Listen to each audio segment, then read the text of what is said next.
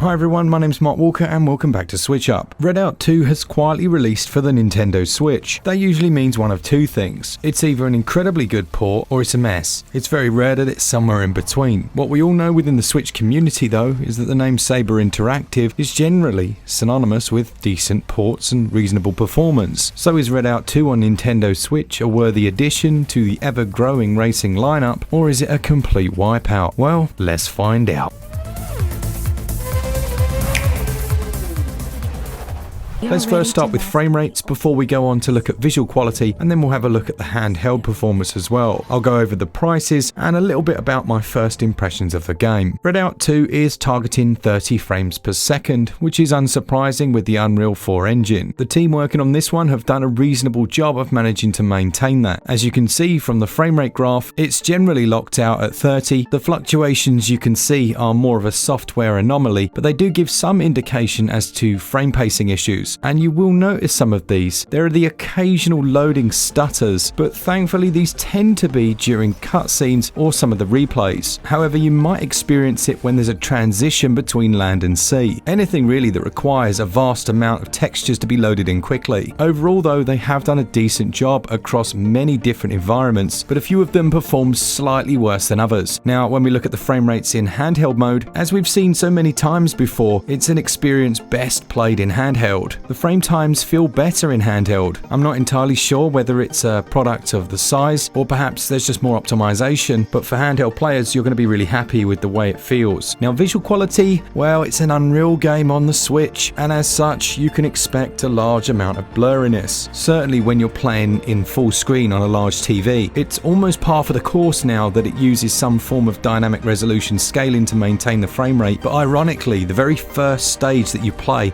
is a tutorial before the actual opening Redout 2 screen, and the visuals and performance in that segment suffered quite badly. After that fact, each track was actually a bit of an improvement. That is, until I noticed some artifacting. Now, some of the latter stages suffer from some texture shimmering, but also clipping, and the classic Unreal Engine 4 slow stream in of textures. While that might sound like a lot of issues, it doesn't really look that bad when it's moving.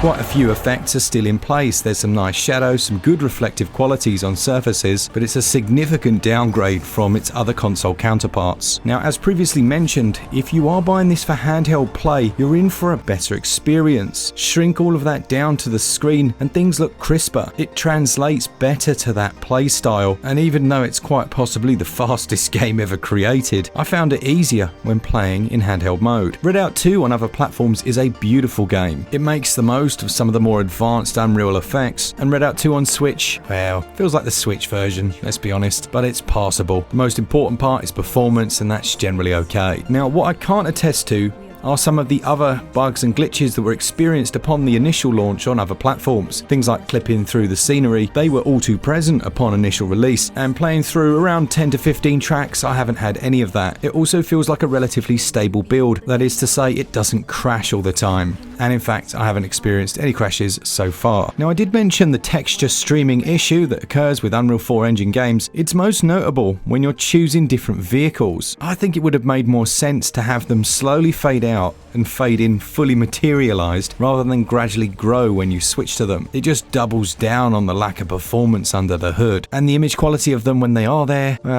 it's not ideal. The load times are reasonable. You're looking at about 10 to 20 seconds to get into a race, and the same goes for handheld mode. If for whatever reason you have to restart, that's also reasonably swift. Now, weirdly, the original Redout on Nintendo Switch is £35.99, but Redout 2 is £26.99. Or at least it would be weird if I didn't have the eagle eye to notice that they were also selling a £16.19 season pass, which adds in new locations, new career events, some of which are instantly unlocked in the game, aka they were made and then removed to sell. They just love gaming in 2022. Now, I know this is something that happens in all games these days, but it doesn't mean I have to enjoy it. And on the flip side, I guess it means I can pay for a reasonably complete experience at a slightly lower price, and then just sack off all that other stuff they didn't want to include. As it stands, you're still looking at over 30 different tracks, an arcade mode, a multiplayer mode, a career mode, which it has to be said has a very annoying tutorial that's far too difficult. You should never fail a tutorial, it's like the law, but you legit might do that here. But there are 12 different ships to choose from as well, and some customization can be done to those to make them your very own. Gameplay feels very much the F-Zero and Wipeout that maybe some people wanted, but it is very difficult, and at times frustratingly so. Now yes, there's a difficulty slider, which helps in some places, but not everywhere. I'm pretty sure some things like the time trials, those times don't change regardless of that, and although it goes without saying, it is a blisteringly fast game. As in, you'll initially feel like you need Jedi reflexes not to be pinging off all the walls. I'm not sure there's been a game that's quite recreated speed just like this. It's also nice when you adjust your landing while in the air. You use both the analog sticks to steer, the left one changing your direction and the right strafing, and you have to use a combination of these